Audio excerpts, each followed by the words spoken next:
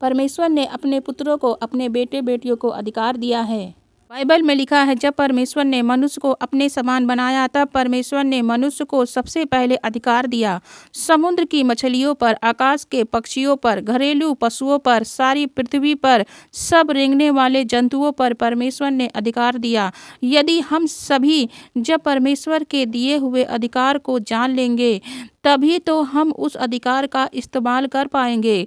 जब परमेश्वर ने आदम को बनाया तब परमेश्वर ने उस वाटिका पर उसे अधिकारी नियुक्त किया। लेकिन जब आदम और हव्वा ने पाप किया तब परमेश्वर ने उन्हें उस वाटिका से निकाल दिया। उनसे वो अधिकार परमेश्वर ने छीन लिया। लेकिन जब हमने प्रभु यीशु मसीह पर विश्वास किया तब परमेश्वर ने अपनी संतान होने का अधिकार दिया। बाइबल बताती है, पुत्र सदा घर में रहता है, वह अधिकार हमें प्राप्त हुआ है। प्रभु यीशु मसीह पर विश्वास करने के द्वारा वह अधिकार हमें मिला है। आमीन। परमेश्वर ने आपको आशीषित किया है। आप ब्लेस्ड हैं। जितने लोग प्रभु पर विश्वास करते हैं सभी जन आशीषित हैं। वचन बताता है हम सब परमेश्वर की संतान हैं, उसके बेटे बेटियां हैं। परमेश्वर ने जो वादा अब्राहम से किया था, खुदावंद ने उन आशीषों का भागीदार हम सबको बनाया है। प्रभु के उस वाचा के वारिस हैं हम सभी परमेश्वर पर विश्वास के द्वारा उन आशीषों के हकदार हैं। हमारे वंश के द्वारा लोग आशीष पाएंगे। हम सब आशीषित हैं। आज भाई बहन कहते हैं हम आशीषित नहीं हैं, और मैं आपसे कहती हूँ कि आप सब आशीषित हैं, आप सब ब्लेस हैं, आप सभी आशीषित हैं जो प्रभु यीशु मसीह पर विश्वास करते हैं, क्योंकि परमेश्वर ने हमें आशीषों का वारिस ठहराया है। हम सभी को परमेश्वर ने दूसरों के लिए आशीष का कारण ठहराया है। We are blessed. परमेश्वर आपको आशीष दे। आमीन।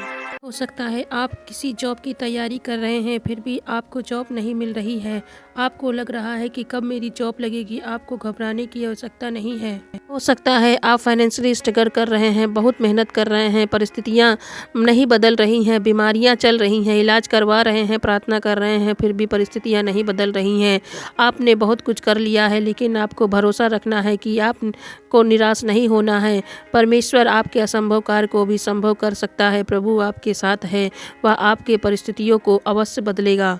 बाइबल हमें बताती है जब दाऊद ने गोलियत को मारा तो सभी जन दाऊद की प्रशंसा करने लगे, लेकिन दाऊद कुछ ही समय बाद जंगल भटकने लगा। कई वर्षों तक साउल ने उसका पीछा किया, उसे मारना चाहता था जबकि वह परमेश्वर का चुना हुआ था। फिर भी वह जंगल भटकता रहा, लेकिन एक समय आया जब परमेश्वर ने उसकी परिस्थितियों को बदल दिया, उसे राजा बना दिया।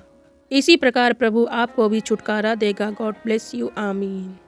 बाइबल बताती है एक स्त्री थी जिसका नाम तबीता था। वह बहुत अच्छी विश्वासी थी, दान दिया करती थी, परमेश्वर से प्रेम करती थी। एक समय ऐसा आया जब उसकी मृत्यु हो गई बीमारी के कारण। उसी समय उसी शहर में पतरस का आगमन हुआ। जब शहर के लोगों को पता चला कि पतरस उनके शहर में आया है तब उन्होंने तबीता की डेड बॉडी को छत पर रख दिया और पतरस को बुलाया।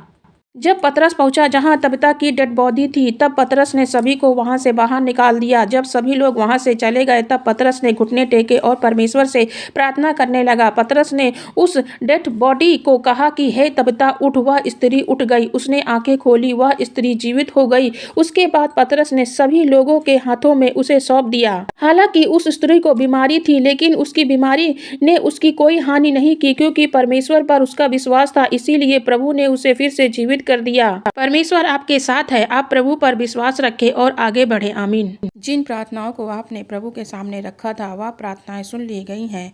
आपको विश्वास रखना है कि परमेश्वर सही समय आने पर आपके जीवन में कार्य करेंगे। परमेश्वर सही समय पर अपने लोगों के जीवन में कार्य करते हैं। बाइबल बताती है जब एक व्यक्ति के पास स्वर्गदूत आया तब स्वर्गदूत ने उस व्यक्ति से कहा, वह व्यक्ति एक सूबेदार था और ये व्यक्ति लगातार परमेश्वर से प्रार्थना किया करता था, परमेश्वर के लोगों को दान भी दिया करता था।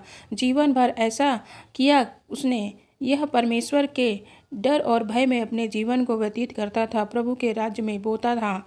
एक दिन इसके जीवन में ऐसा समय आया जब परमेश्वर ने अपने स्वर्गदूत के इसके जीवन में भेजा।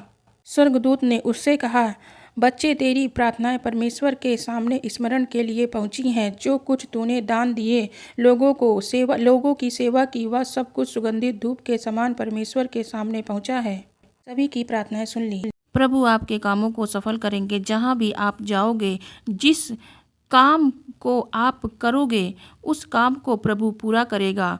ऐसे भी भाई बहन हैं जो असफलता से होकर गुजर रहे हैं, जिनके काम सफल नहीं होते हैं, जीवन में रुकावटें बाधाएं आ जाती हैं। वचन कहता है इसीलिए यहोवा उसके संग रहा और जहाँ कहीं वह जाता था उसका काम सफल होता था। आमीन। वह धर्मी जन था, इसीलिए यहोवा उसके संग रहता था। वह जहाँ कहीं भी जाता था परमेश्वर उसके कामों को सफल करता था। वह व्यक्ति राजा हिजकिय्याह था, क्योंकि वह परमेश्वर पर भरोसा रखता था। जो आज्ञाएं परमेश्वर ने दी थी उन आज्ञाओं पर राजा हिजकिय्याह चलता था। परमेश्वर की आज्ञाओं के अनुसार अपने जीवन को व्यतीत करता था। परमेश्वर से वह लिपटा रहता था, परमेश्वर के वचनों को पढ़ता था और उसके अनुसार अपने जीवन को व्यतीत करता था। अपने जीवन में पहला स्थान प्रभु को देता था। यदि आप भी ऐसा करोगे तो प्रभु आपके साथ रहेगा, आपके कामों को सफल कर। आपके जीवन में परमेश्वर ने जितने कार्य किए हैं उन कार्यों को याद करें, उन कार्यों की एक लिस्ट बनाएं और उन कार्यों को याद करें।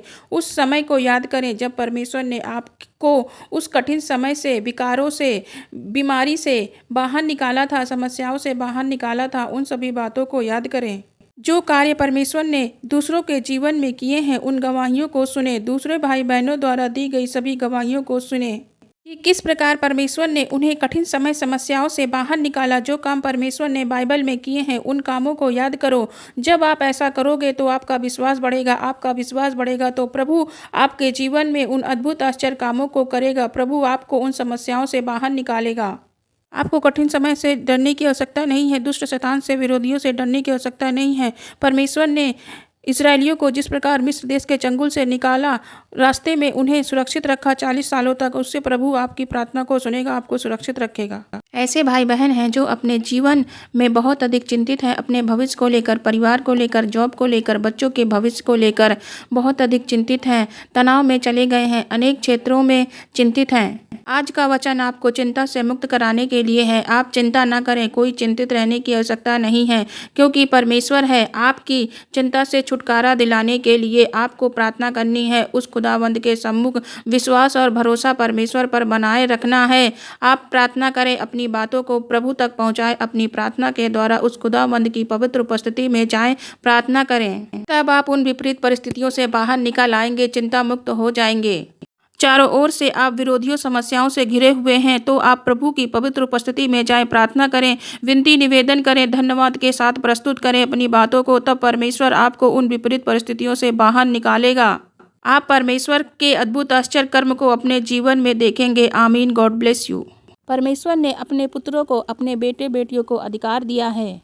बाइबल में लिखा है जब परमेश्वर ने मनुष्य को अपने समान बनाया तब परमेश्वर ने मनुष्य को सबसे पहले अधिकार दिया।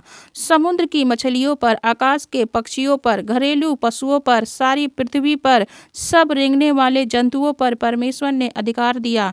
यदि हम सभी जब परमेश्वर के दिए हुए अधिकार को जान लेंगे तभी तो हम उस अधिकार का इस्तेमाल कर पाएंगे।